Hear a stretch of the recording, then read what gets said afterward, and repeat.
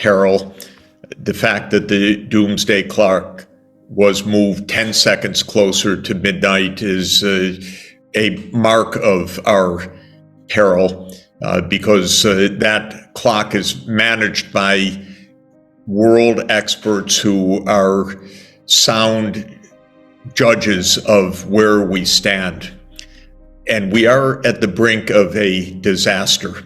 The disaster is because our global politics is failing miserably, first and foremost with the United States, which is a major provocateur of this war and a major threat to the peace, to be blunt.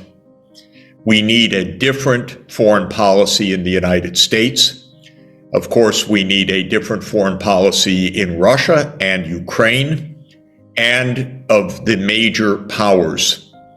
And this has to be a foreign policy to get us off this reckless war between Russia and NATO, which is escalating by the day, because the doomsday clock moved 10 seconds closer to midnight at the same time that the United States and Germany agreed to send new, highly advanced tanks to Ukraine in a guaranteed reckless escalation that brings us closer to nuclear war. And the belligerents in this, which start with Russia and the United States, are not even talking right now with each other, which is an absolute disgrace. It's worse than 5-year-old children.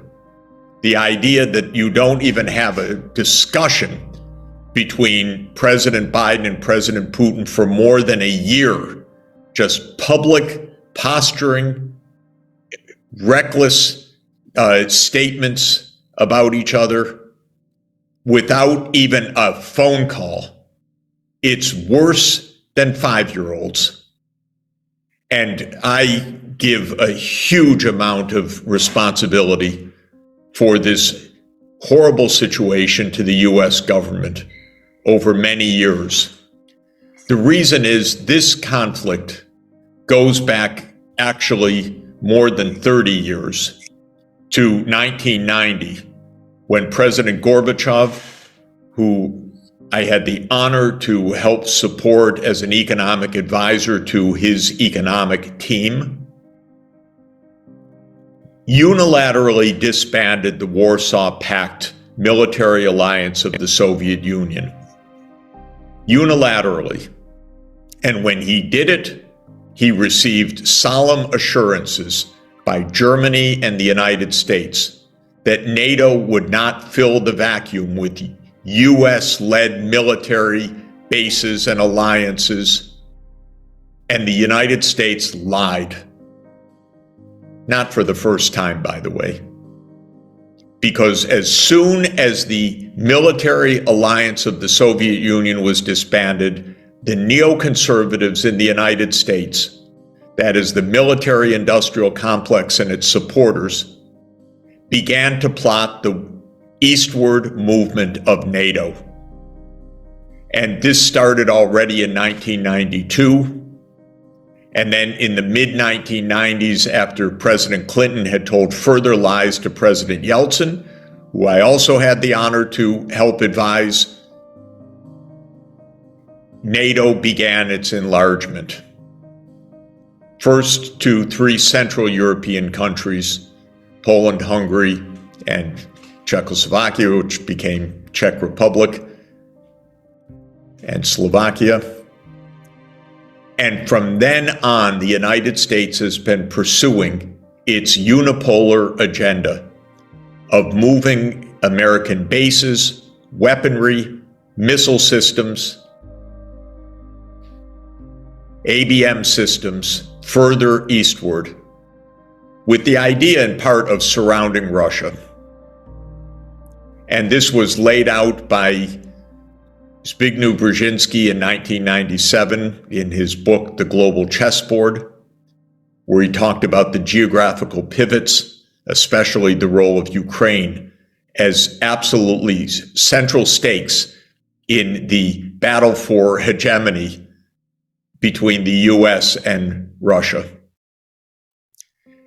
In 2004, NATO expanded to 7 more countries, including the Baltic states, Romania, Bulgaria, Slovenia, and Slovakia. And then in 2008, George Bush Jr. insisted that NATO would move to Ukraine and to Georgia. And President Putin at the time and in the year before had made absolutely clear that is the ultimate red line for us. And it was in this context also we should recall that the United States had unilaterally abandoned the ABM treaty and started placing missiles in Eastern Europe. And so in 2008, President Putin already told Bush that this was leading to conflict and that Russia would take Crimea if the US persisted in its move. Then please understand that in 2010, 11, 12, 13, Ukraine tried to walk a delicate balancing act between the United States pressures and Russia. President Yanukovych called for neutrality, which is what he understood rightly to be necessary to save Ukraine from the disaster that it's in right now. The United States could not abide by neutrality. And so the United States contributed to the violent overthrow of Yanukovych in February 2014. We say it's the Maidan Revolution, a spontaneous uprising, but the United States at the most senior levels was involved in that, quote, spontaneous uprising, including the then Assistant Secretary of State, Victoria Nuland, who is now the Undersecretary of State for Political Affairs, and who has been involved in manipulating Ukraine's politics for a decade. She is the inside neocon in the State Department.